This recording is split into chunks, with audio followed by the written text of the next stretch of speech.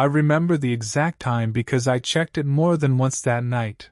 Like somehow the numbers would change if I stared long enough. It was 11:42 p.m. when my phone buzzed with a video call from my younger cousin, Ehsan, which immediately felt strange because he never called that late, especially not on video, and for a second I thought it might be a mistake or his phone glitching. But something about the persistence of the ringing made me answer anyway. When the call connected, the screen stayed black for a few seconds before the camera flickered on, showing his face dimly lit by what looked like a single overhead bulb, the kind that casts harsh shadows under the eyes, and right away I noticed he looked off, not scared exactly, but tense, like he was trying to stay calm for my sake, and the first thing he said was, "Bye, don't cut the call, okay?" Which only made my chest tighten because it wasn't a normal way to start a conversation.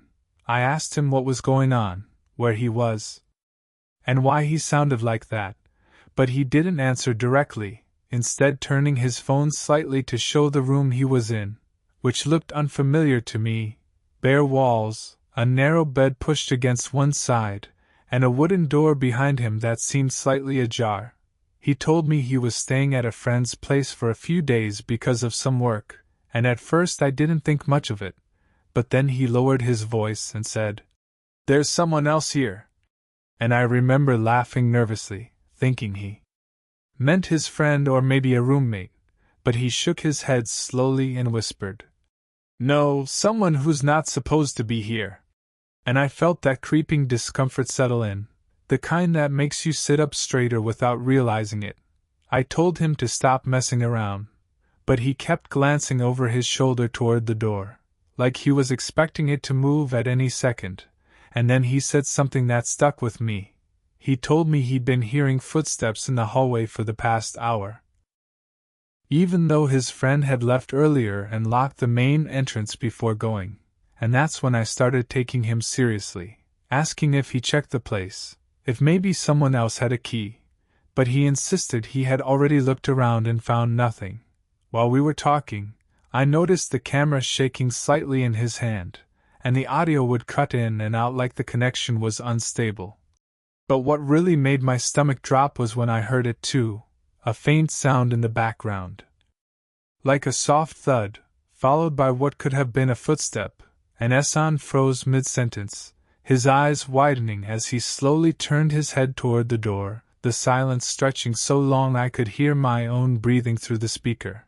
I told him to go check it out, maybe it was just something falling, but he shook his head again, this time more urgently, and whispered, "No, it's been like this, it moves when I'm not looking."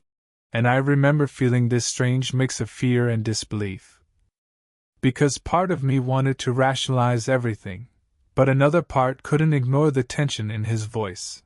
He adjusted the phone so I could see the door clearly, and for a moment nothing happened, just that dimly lit frame with shadows pooling at the edges, until the door creaked slightly, moving just enough to widen the gap, and I swear I thought it was just the wind at first, except the windows were closed and Ehsan hadn't moved.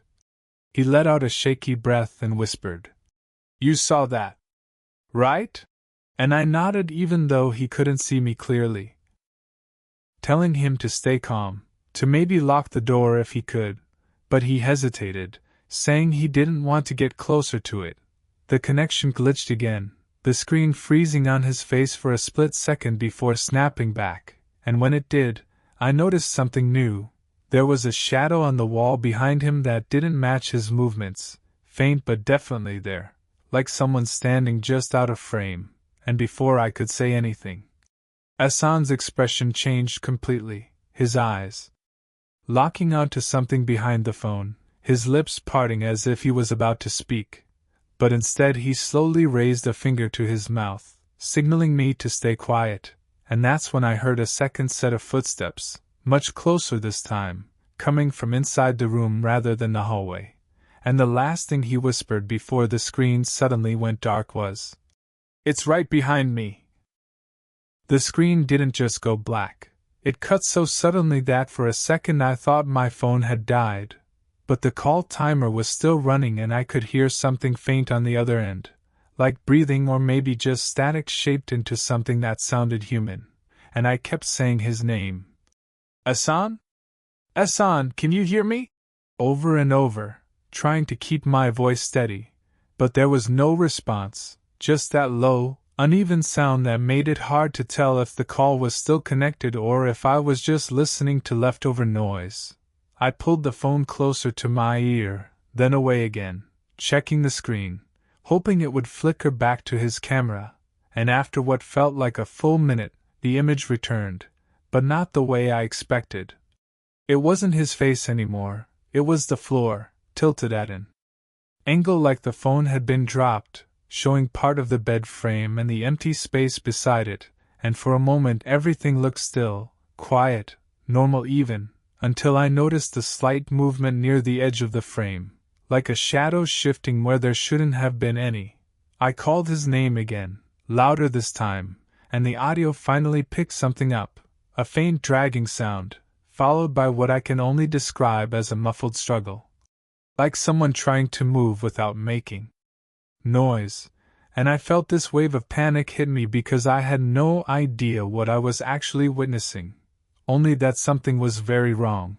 Then, slowly, the camera angle changed, not by itself but as if someone was picking up the phone, and I expected to see Hassan again, maybe shaken, maybe trying to explain, but instead the screen filled with darkness for a second before focusing on something that made my throat go dry.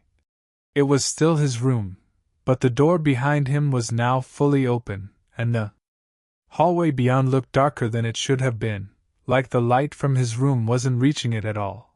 I kept telling myself it was just bad lighting, just the camera struggling.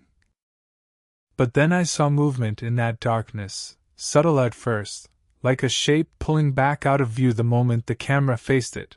Whoever was holding the phone didn't speak, didn't breathe loudly, didn't make any sound at all, and that silence was worse than anything because it felt intentional, like they knew I was watching and chose not to acknowledge it.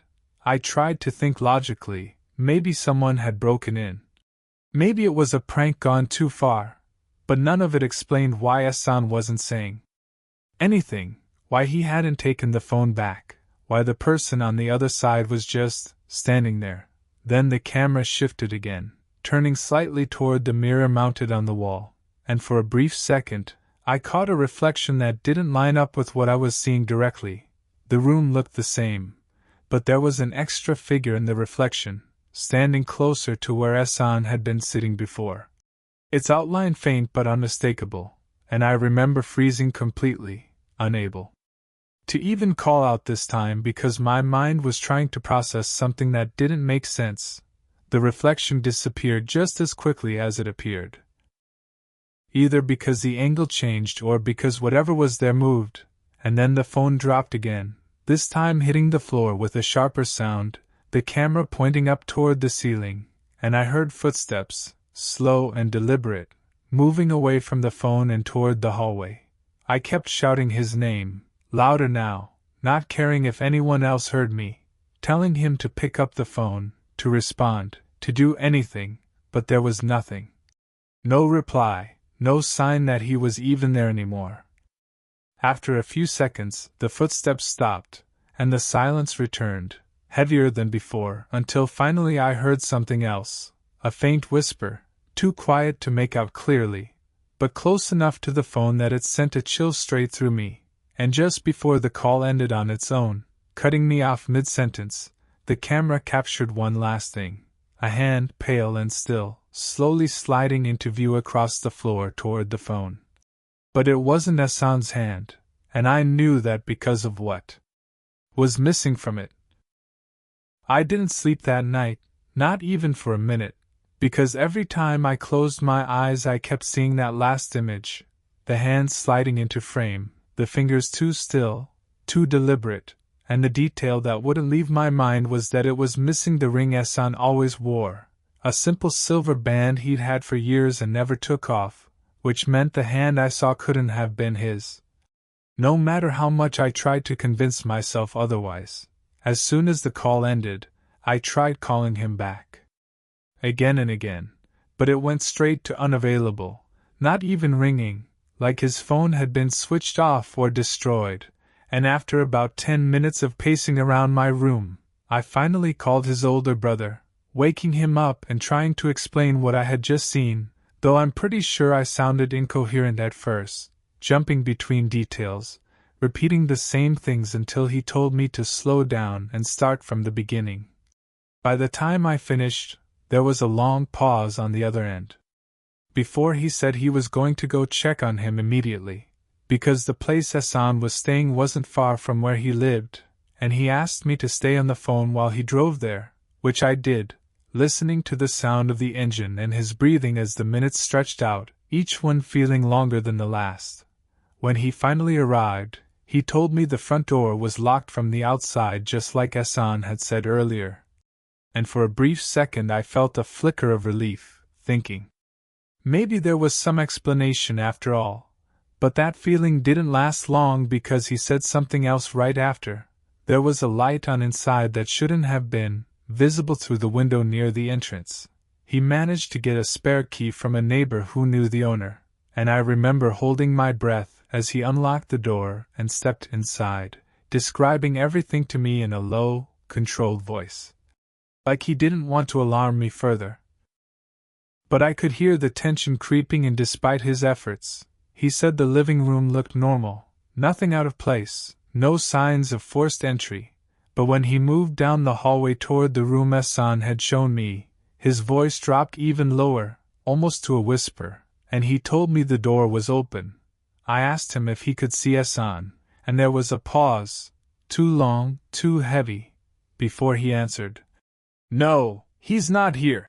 And I felt something sink in my chest because that didn't make any sense. Not after everything I had seen. He stepped into the room and started describing it, and every detail matched what I had seen on the video call. The bed, the position of the chair, even the angle of the mirror on the wall. And then he mentioned the phone, lying on the floor near the bed, screen cracked but still faintly glowing, and he picked it up, saying he would check it for anything unusual, any sign of what had happened. But before he could do anything else, he stopped mid-sentence, like he had just noticed something he hadn't seen before. I asked him what was wrong, and at first he didn't answer, just breathing heavier now, until finally he said, There's something on the wall." And I felt my hands start to shake because I already had a feeling I knew what he was going to say next. He described it slowly, like he didn't fully understand it himself. A series of marks, faint but visible, running vertically down the wall near where Hassan had been sitting, almost like someone had dragged their fingers along it repeatedly, and when he moved closer to inspect it, his voice dropped to a whisper again, and he said, "They're too long, these aren't normal finger marks." And I didn't know what to say to that, so I just listened. My mind racing, trying to connect everything. He decided to check the rest of the house, calling out Hassan's name as he moved from room to room, but there was no response, no sign that anyone else was there, and eventually he came back to the hallway, saying he was going to call the police because something was clearly wrong, and I agreed immediately, telling him not to stay there alone. But before he could leave, something happened that made everything worse. I heard it through the phone.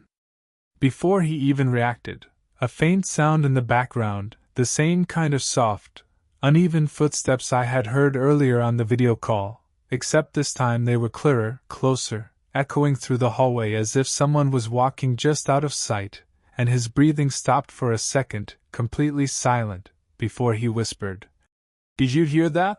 And I said yes, my voice barely coming out, and then there was another sound, right behind him this time, close enough that I could hear it distinctly through the speaker, and he turned quickly, the phone shifting in his hand, and the last thing I heard before the line went dead was him saying, in a voice I had never heard from him before, "There's someone else in here."